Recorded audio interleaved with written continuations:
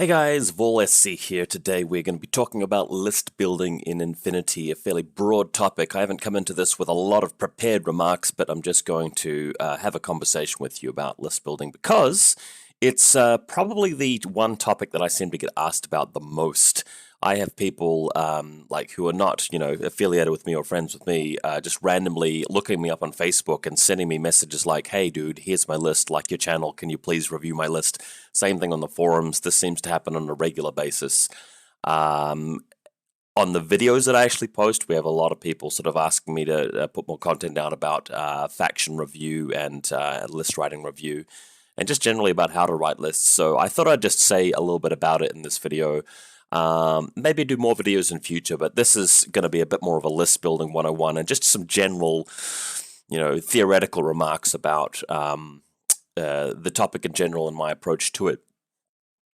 Now, let's begin by saying that, obviously, let's just redraw everybody's attention to the fact that I'm not the first person in the infiNity community to talk about this topic. It's been discussed a lot in the past, and when I started around about 2015, there was this article by this guy. I don't know how to pronounce his name. It's spelled Phlyk.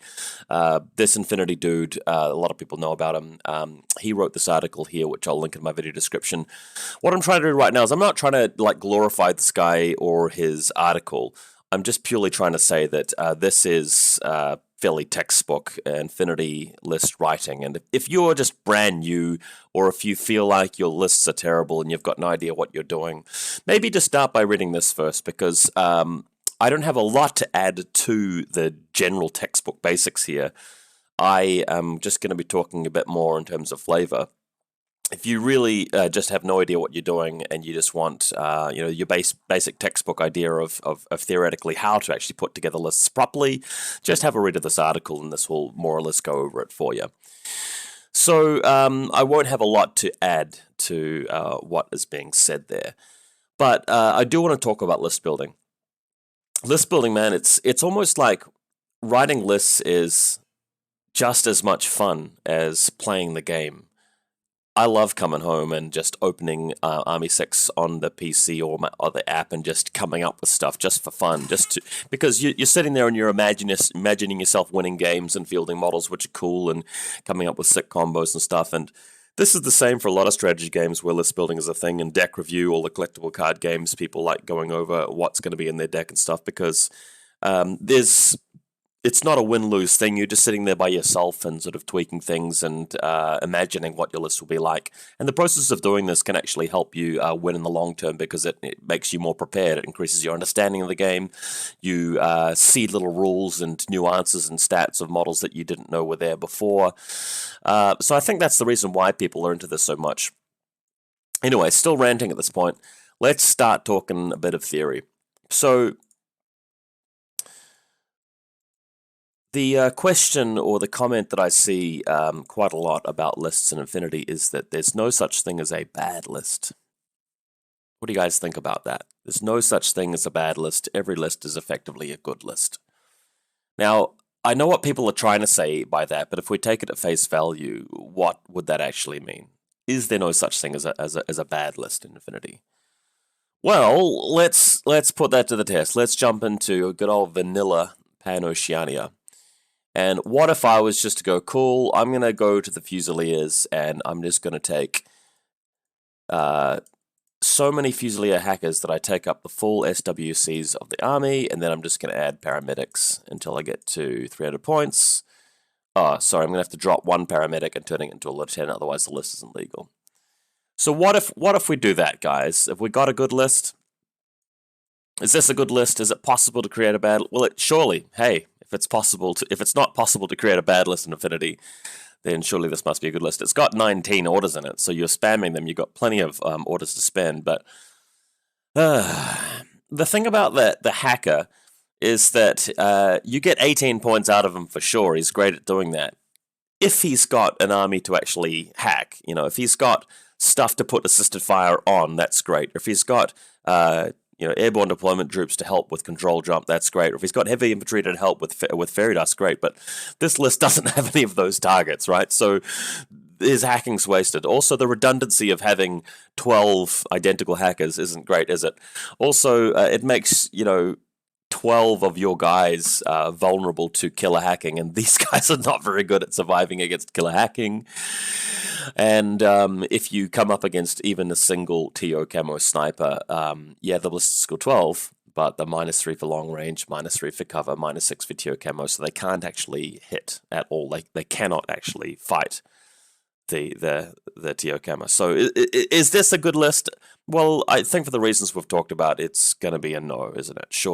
Surely, guys, give me at least this, right? If you go and build a normal tournament army list and have a look at what people are using, their lists would be able to beat this list, is what I'm saying. So is it possible to write a bad list? Yeah, if you get extreme like this. I think everybody knows this, and I think we have to accept that. But let's just take it a step further. What if we go through and we cherry pick some of the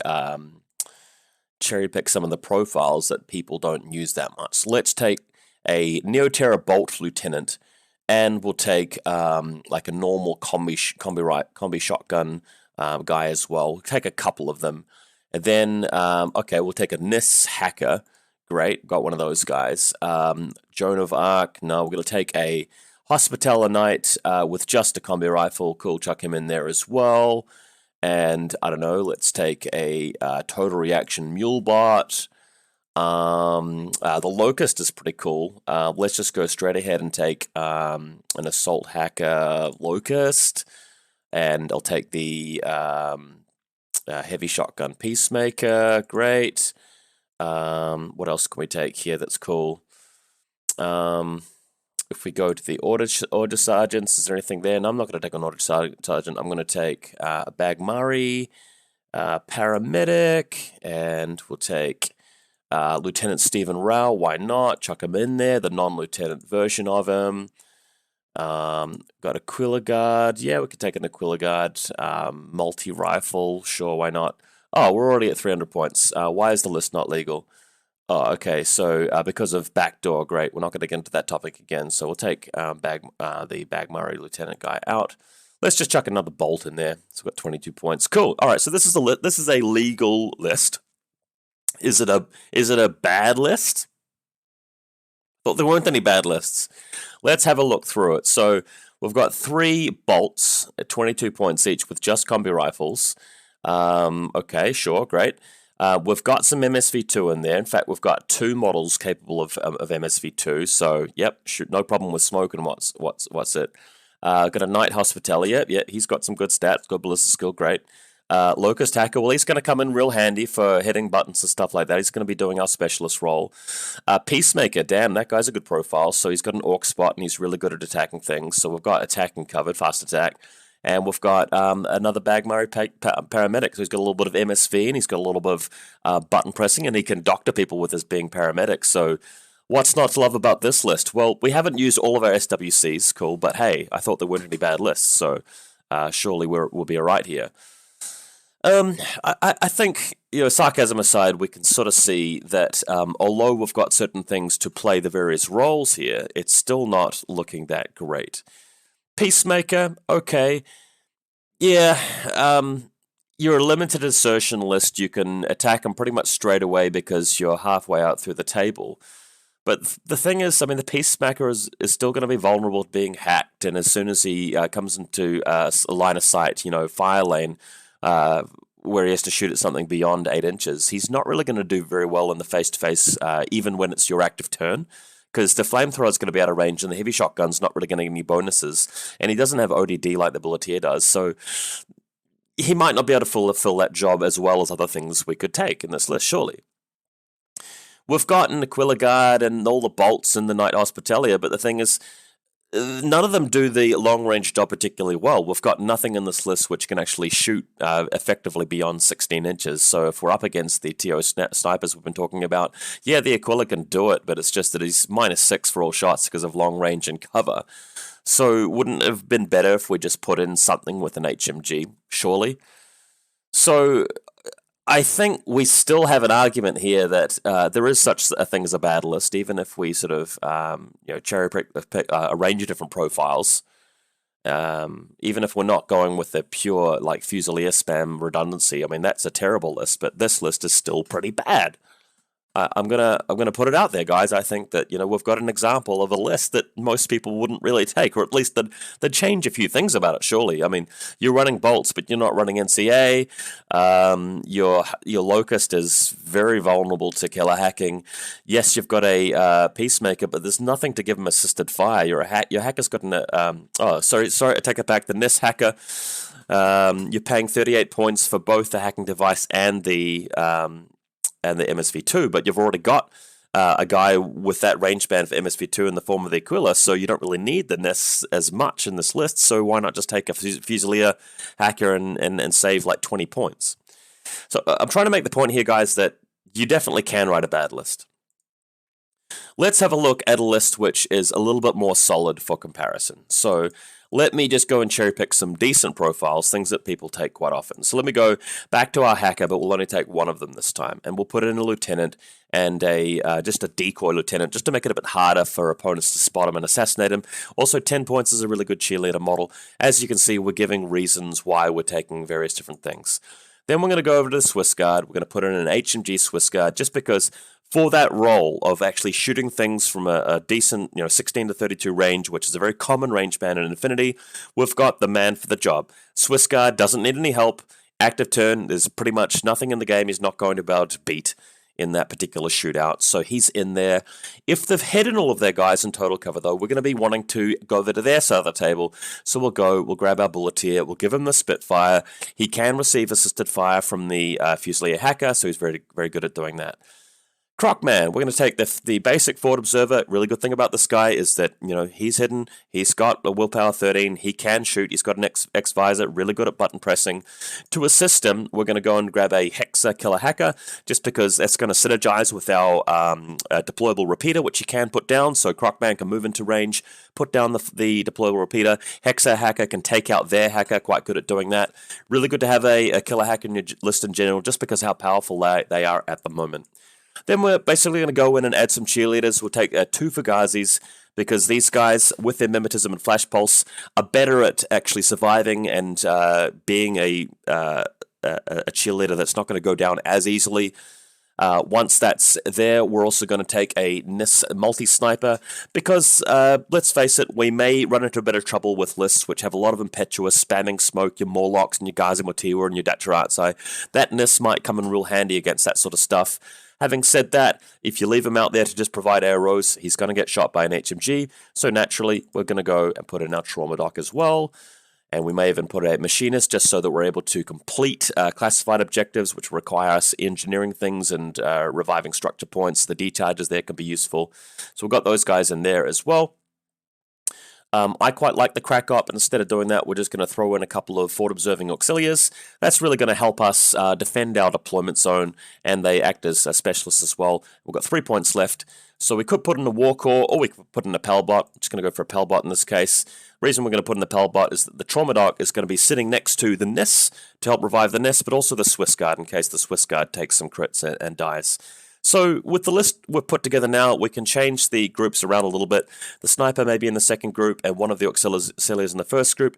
These guys are going to be great for deployment zone defense, but also they may be doing some button pressing. You've got 4 additional orders in group 2, so if the NIS is not moving and just providing arrows, and if the doctor and machinist don't have anything to revive or anything to do, you just move out with the auxiliary and you press some buttons. So what we've got here is a fairly solid list. We've nearly used all of our SWCs, we've used all of our points, and we've got the roles covered. And that's the more important thing about list building is, use all of the resources allocated to you and make sure that the various different roles that you need to fulfill are being fulfilled by models that are good at them. So that's how you create a bit of a better list.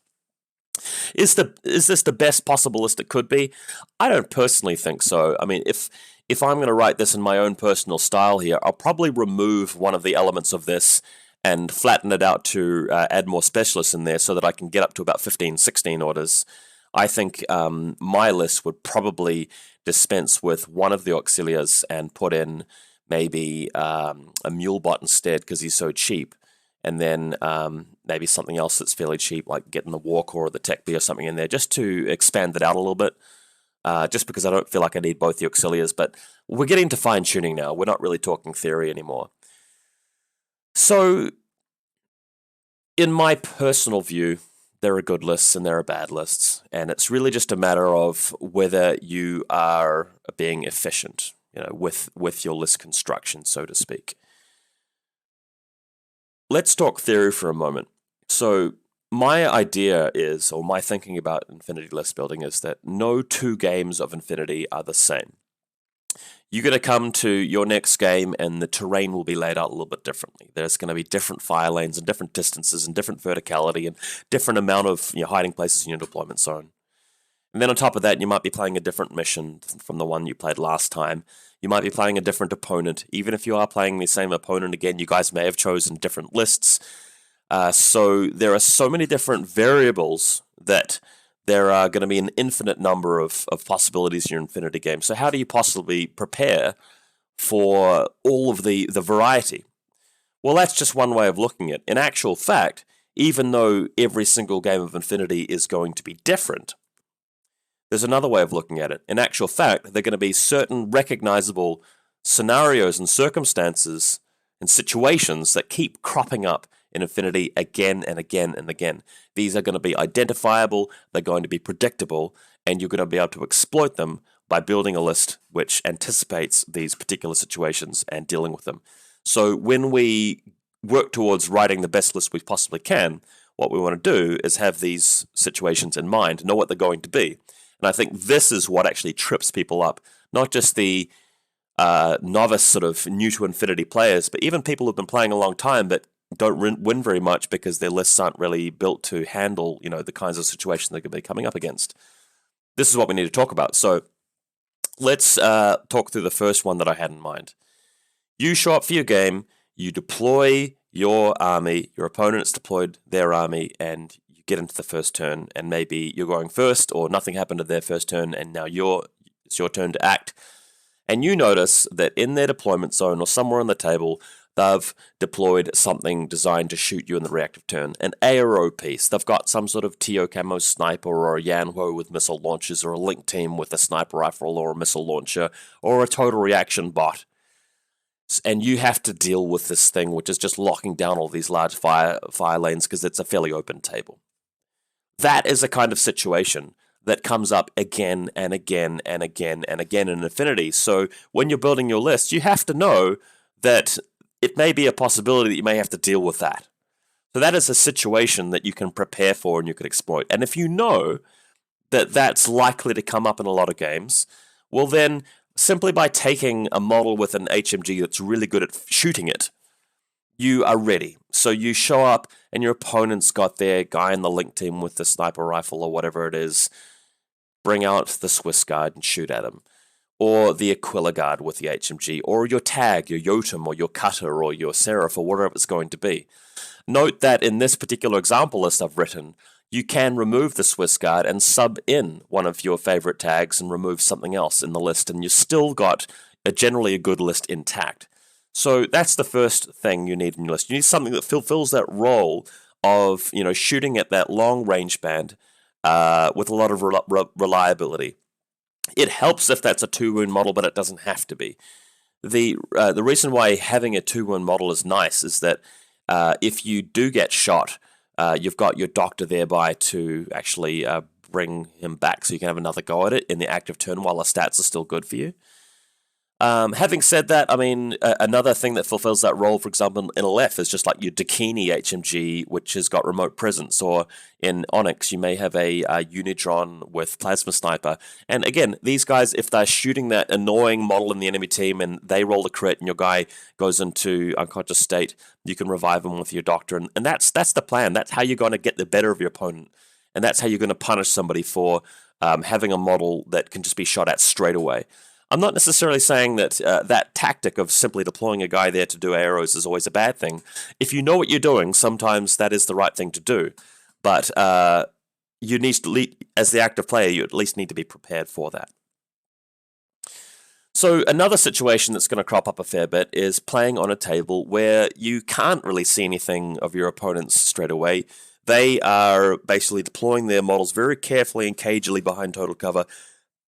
either they've hidden everything or they've got arrows poking out to see like a bisecting part of the table and actually seeing a section of the table. And once you come out to the halfway line, you're going to encounter sightlines and arrows that you couldn't have from way back. So you may not necessarily want to move your Swiss Guard or your tag out to the middle of the table and start shooting, because it might end up getting left there at the end, and it might be very inefficient in terms of spending orders moving there and moving back. So that's why something fast, something really good at close range, something efficient, something you can afford to lose is really, really useful. And in this particular sample list, we've got the Bulleteer for that. We're not going to be moving out and shooting the Bulleteer from long range if they've got a missile launcher all the way over the other side of the table. That might not be very efficient. If your Swiss Guard dies somehow, then yes, that's going to be your backup plan, but there's going to be something else you use first for that role, and then you fall back on the Bulleteer if you can't get to it from your deployment zone. So the great thing about the Bulleteer is in your first turn, maybe the Fusilier hacker should be in the second group in this list, by the way, and we'll shunt the machinist to the first group. So in this particular list, first turn, cool, put the hacker to assisted fire the Bulleteer moves up, and you're going to encounter arrows at the point where you're within 8 to 24 inch range band, and the Bulleteer is going to shred most things in that particular shootout. Even other things with TO and ODD, you're going to have the advantage with your additional dice, 4 dice versus 1 or 2 in the case of linked teams, and assisted fire is going to do really, really well. There's even a possibility of, having the Bulleteer move out, get crit by something, and then moving your engineer up to him, reviving him, and continuing the run, because you'll still have a few more orders left to get damage done. And if you happen to leave the Bulleteer out there at their side of the table, they come after them. You may even be able to hack them with your Hexer. It's a possibility. You might be able to move the Bulleteer in range of their normal hacker and have the Hexer hack through, as long as you haven't lost your comms equipment. So what we're doing, guys, is we're building our list not just by looking at the stats of the model. We're not looking at how good it is at shooting and surviving in terms of its raw numbers. We're imagining and visualizing actual situations which are very likely to come up in infiNity games, and plan to deal with them, and that's how we're writing our list. A lot of other things just fall into place as we're thinking about that and talking about that. We're talking about the Swiss Guard or the Bulleteer being hit, and that's why we're putting in, our machinist and our doctor in there, and then we come to the NIS. Obviously, the great thing about having the doctor is that he can cover the NIS and the Swiss Guard, for example. And the cool thing about the NIS in this list is it helps us deal with these situations where, okay, the enemy's just flooding the board with smoke grenades, or they're moving out with ODD or a TO trooper, and you want something to be able to handle that if needs be. Also, you're making the NIS a really prickly target by putting there a guy that's in cover with armor 3, and unless they've got shock ammunition, your doctor can revive it, and you don't really lose that key piece. Also, if they do have shock ammunition, for example, a tag, if you're up against a Marut, which has got MSV to get past the mimetism, and it's got shock ammunition, you just might not deploy the NIS anywhere that the tag can get to it. You might deploy him prone behind a wall for a little while until you can deal with that tag. So that's not a matter of list building, it's a matter of tactics and strategy, but we're building our list in a way that's going to maximize our ability with the game. It's going to maximize our tactical understanding. From then on, it's just really a matter of dealing with a few other smaller things. We've got the Crocman in, who is the button pusher. We're naturally going to get into situations in games where your opponent's just not really getting much done. You're not getting very much done, but it's going to come down to the missions. You're going to need to press buttons. You're going to need to have a certain number of points in a particular zone. He's great for that. 32 points of marker state out in the middle of the table already. So you're preparing for that sort of situation by taking a model which is very efficient for it. We've got a lot of cheap stuff, which is just effectively cheerleading. The Fusilier, Lieutenant Decoy, there's a reason why he's in the list, but he's also, providing that extra regular orders role. The Fugazis, they are a little bit better at staying alive than the Fusiliers because of their flash pulse and their mimetism. They're also very fast. They provide the repeater. So they're really worth taking as well, but they're really just backing everything else up. So that's how we've come up with a fairly well-rounded list, and that's really the main thing I want to say about list building in general. I see people make a lot of mistakes in their lists, but sometimes it's really, from my perspective, it's just a matter of seeing people take profiles which aren't very good in my opinion. And sometimes I may be wrong about that. Somebody's taking a list where the model they're using for the heavy-hitting long-range shooting is not the model I'd recommend, but on further inspection, after studying the game a bit more, I realized, oh, actually, it is a pretty good model. Or to give just another similar example, I see somebody taking stuff for hacking or for the button-pressing role that I don't think is the best, most efficient thing at that. Maybe it is. I mean, I take the Krakot Renegade quite a lot. I mean, a lot of people don't give this guy much credit, but instead of taking the Bulleteer, you might even take a Red Fury Krakot. There are some situations where the Krakot is actually a bit better because he can go and get the job done in close combat with Berserk and the chest mines. He's a lot better reactively because of the chest mines. Red Fury, nice way of getting shock in there, but he may be a little bit more maneuverable than the Bulleteer if he can get climbing plus or super jump. Note that some people with some tables and some terrain just prefer the drop trooper like the Akali or whatever is instead of the Bulleteer. So, and I know I'm making this all about Pan-O here. I could sort of talk about other army lists and other examples, but just generically, I think you guys get the picture. It's about fulfilling those roles. You know, when you're evaluating each profile, you know, is it doing one of those things? Is it being that long-range shooter? Is it an aero piece? Is it a fast attack piece? Is it something which is defending your deployment zone? Is it just a cheerleader? Is it doing even that role efficiently? Is it a button presser? So that's how you need to evaluate your guys. It's going to be in terms of these very predictable situations which you need to follow up on and actually complete.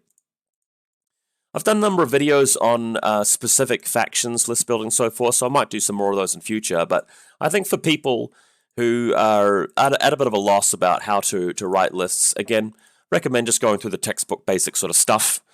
Make sure that you're not missing anything. And then, as I've just described, just make sure that your list has at least one model which very effectively covers off those main areas, and then just pad it out with cheerleaders.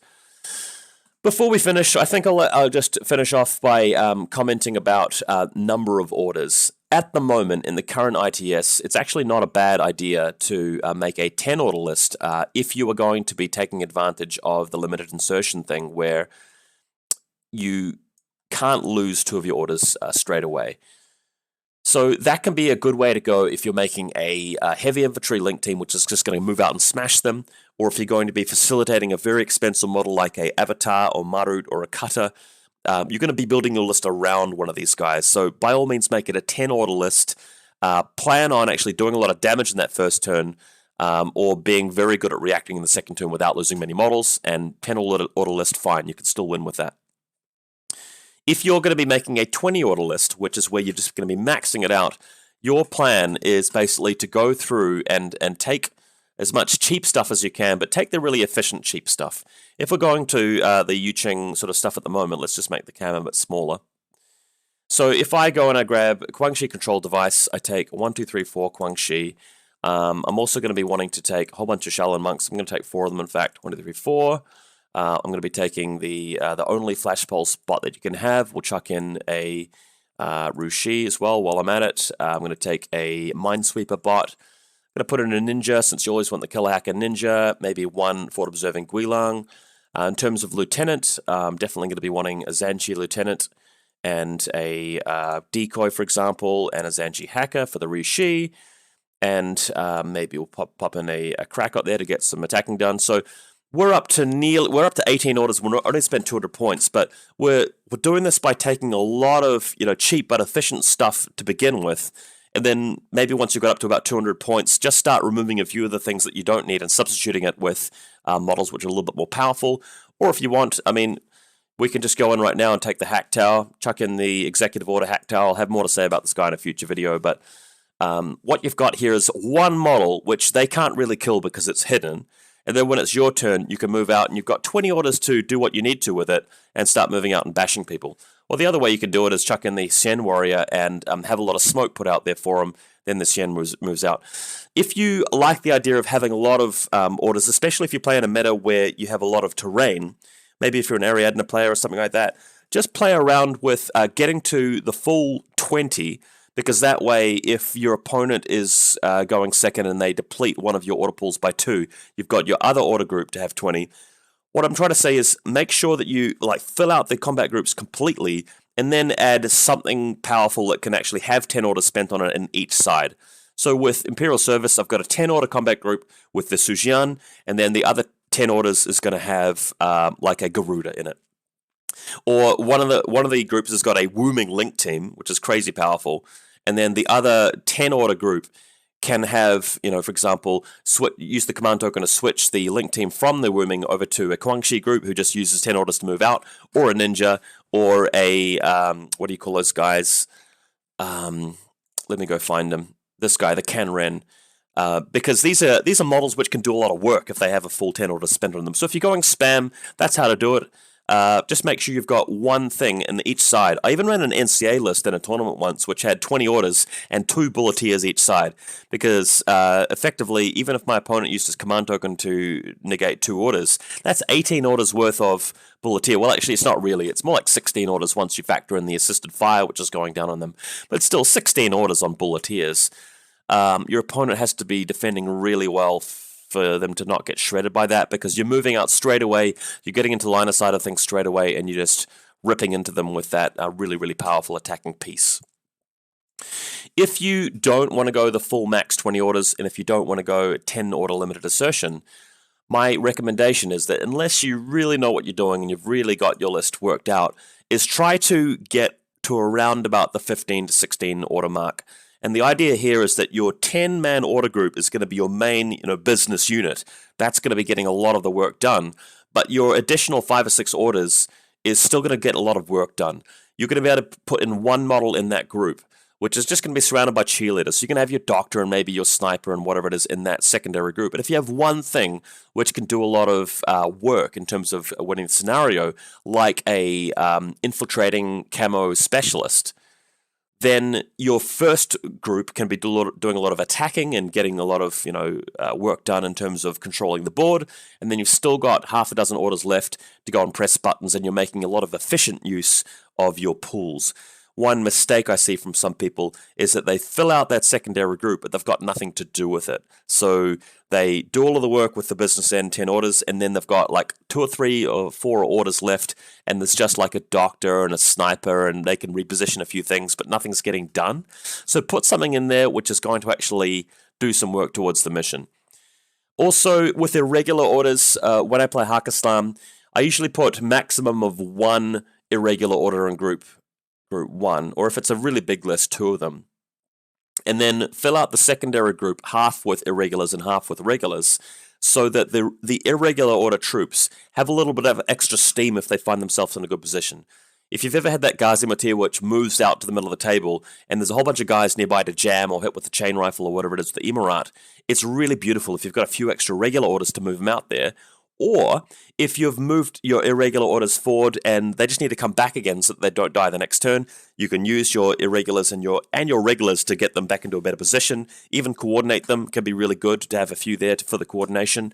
And finally, if you are able to spread it out that way, you do have the option of spending regular orders to restrain irregular, impetuous stuff, which can be really important sometimes. So that's why I prefer to, rather than having, say, a group of 4 irregulars and 6 regulars and then a little bit of something else, maybe 1 irregular like a bike or a Hunzakut in the first group, followed by 9 regular orders. Then the second group, maybe there's your 3 or 4 irregulars plus 3 or 4 regulars for a very large list. Hakislam can do that, and Ariadne can in some cases, and Yuching can definitely do that.